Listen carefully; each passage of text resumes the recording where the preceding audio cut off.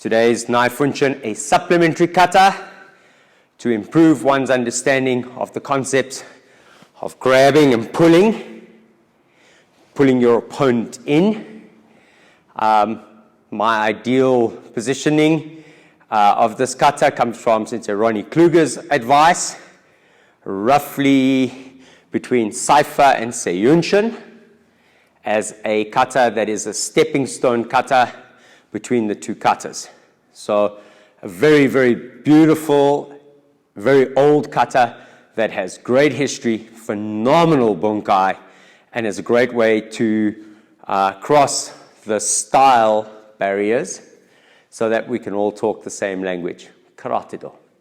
Right, so firstly, this kata is a kata that appears along a line, and a lot of people believe that it's a sideways kata. It's like you're standing sideways and you're fighting sideways. From a more pragmatic and practical point of view, I think that there's no point in imagining that you will fight indefinitely sideways. Tactically, it just doesn't make any sense. But to reposition yourself at an angle and to deal with your opponent from the side, and to take on the strength or the characteristic strength points of that position is critical. So if we do a bunkai video for this later, it's got really, really fantastic bunkai. Okay, here we go. So some schools will start with the yoi this way. Some schools maybe start with the yoi this way, or with the feet together.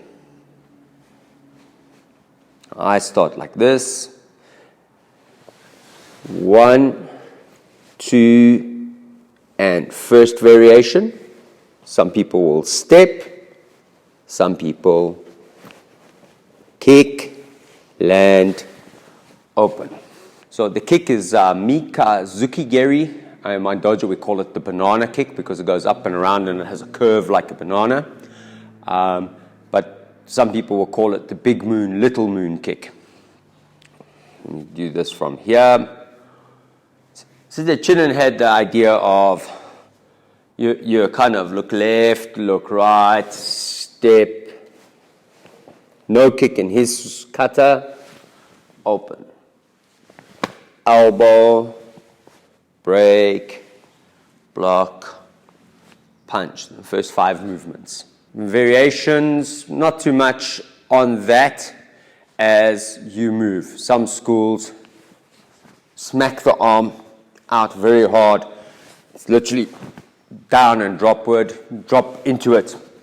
Some schools open with a beautiful arc.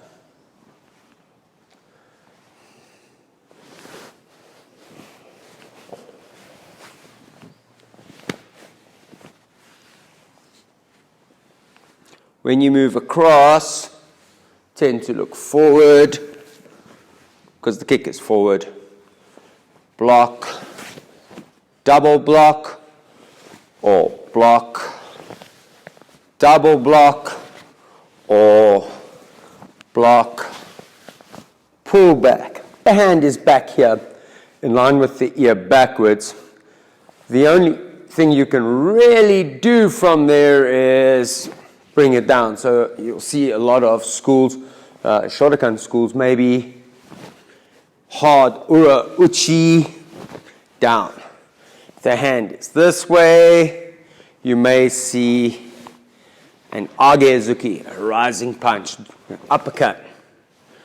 If the hand is this way, maybe just a uraken forward. So these are 3 variations that I've seen of response from here, and they're linked directly to where the hand is positioned in this case. So I really like this variation.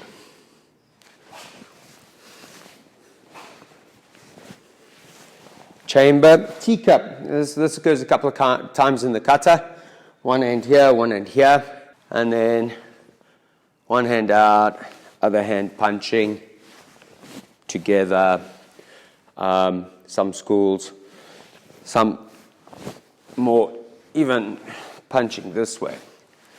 We hitting with the forearm. I think you would call this koto to, uchi. And this is kagezuke. And then we start again. 1, 2, 3, teacup, 4, 5. Moving over. 1, 2, 3, 4. 1, 2, 3, 4. And then up. So stance can vary. So with Sensei Chinen we used 1, 2, 3, 4. About there. So 1, 2, 3, 4. Knees in, body weight down. Big toe, focus on the big toe. Outside of the foot, like an orange, like an onion peel, peeling open. Knees kind of dropping center, buttocks in, and very heavy. A lot of compression in the core, similar to Sanchin, and you would keep this position as your stock position. The next thing was, reason for the bow on the floor, from the beginning, if I started the kata, toes behind, when I stepped, one line, and around. The other stance that gets utilized quite extensively is a little bit bigger, and so you will see a slightly lower stance. We can use the same number of foot positions. So 1, 2, 3, 4, but now the knees pressed out over the toes, the legs open, and this I would call a very narrow gauge kibadachi. Or 5, which would be shikudachi, shikudachi, a little bit wider than shikudachi, and then again kibadachi. So I was encouraged to do something along the lines of this quite a lot. The most comfortable out of the 3 would be the middle one, which is 1, 2, 3, 4, relatively wide. Knees pressing over the toes, anatomically that's better for us. Buttocks in, body weight down, compression, and stabilizing.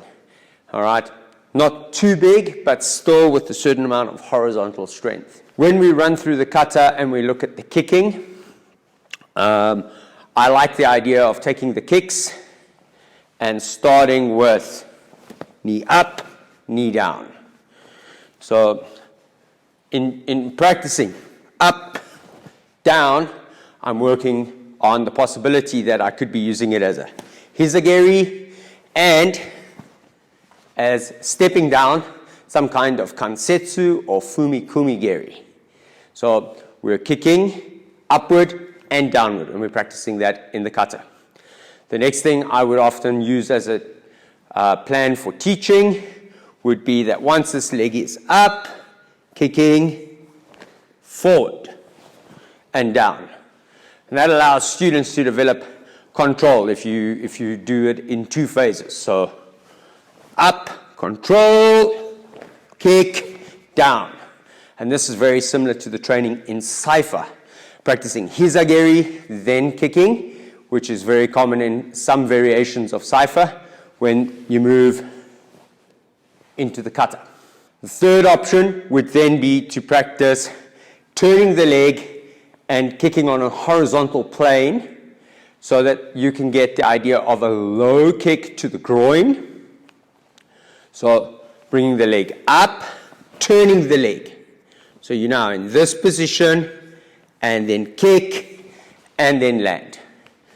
And then for the people who like the high kicks in the kata, you would then teach the final variation, Jordan and land. From a practical point of departure, not necessarily an aesthetical point of departure, you would probably consider kicking lower is better, it makes more sense. And even in the application, it often makes more sense to kick the person in the groin than it does to try and kick where you're going to end up just basically tapping the person in the face or in the head if you use just that structure-based stance. If you're kicking through, however, like you see in some variations of the kata being practiced by people who do, who have this as one of their katas, maybe have a root in full contact fighting, you will see then this kick going through, and then it has a totally different dynamic. So I've never done the kata like that personally, but I have seen some exponents kicking where the foot literally goes through. So imagining that the target is here, but the foot actually ends over here in its momentum. So it becomes a kick that not only has a strange trajectory to block or to defend against, but also a lot of follow through. Okay? The other options are that you might be kicking with the outside of the leg and using the outside of the leg into places like the chest and the stomach if you're turning yourself sideways to your opponent's attack. So you're attacking perpendicular. So that covers the kicking in the kata, and that applies to all the kicks. Hand position. When we get to the hand position, some schools, dead straight on the wrist. Dead straight arm, shoulder height. Some schools nearly like sepai, bending slightly, hand up. So something like this maybe. Always good hikite. And one of the most important parts of this is actually the idea of this returning hand as it comes back here. Something that was encapsulated in a nice book called The Way of Kata is the idea that the hand never returns empty. It always comes back with something, and that's one of the best things about Naifunchin or Naihanchi Kata. There's a lot of returning hand, and you might see this hand, but what you should be focusing on is this hand, because it's pulling something as we go. When we're in this position and we do the elbow, everybody sees the elbow, but in actual fact you should be concentrating on this hand, pulling, pulling. Everybody sees this top hand, but it's actually the bottom hand, pulling. Nothing really. And then this hand pulling up, this hand punching. 1, 2, both hands are working. That part there is important in the variation that I do because it's actually a trapping mechanism with this. This hand here is doing something. 1, 2, pulling, the hand returning to the chamber, it's returning with something, and then that. Beautiful open, it's that pulling action, and again the repetition on the other side of the body. One of the best parts about Naifunchin Kata is the fact that you generally do the kata the same to the left as you do to the right, and it makes it a nice kata to learn because you can literally do one movement one way and then immediately do it the next way and gradually just add on bits and the kata will expand as you go. And that gives you a really, really good kata to work on.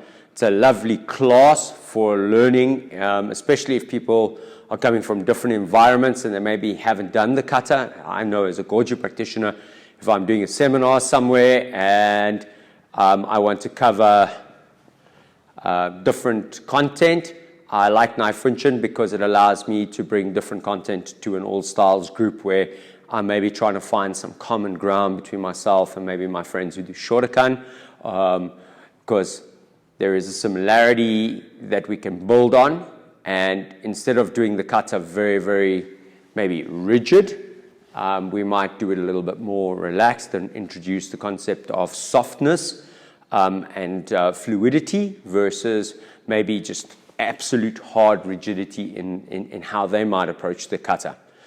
Obviously, there are many schools of Shotokan. Some schools like fluid, and some schools like hard and snappy every single move. So that covers most of the kata. So, Naifunchin.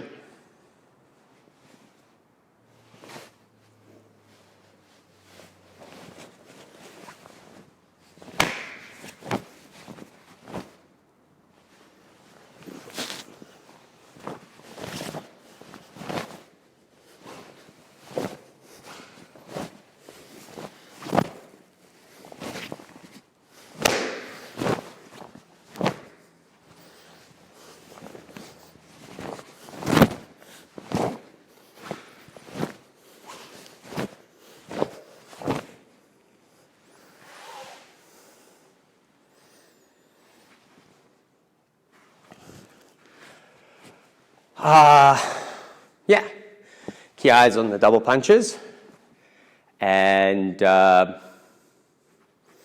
hopefully I'll do a video on some bunkai on it. Short filler for this Friday, and hopefully the sound is good. And as soon as I have an okay to work with, I'll redo my seppai bunkai, which was originally planned for today. Arigato gozaimasu. Thank you for joining the Goju Karate Center. Sayonara.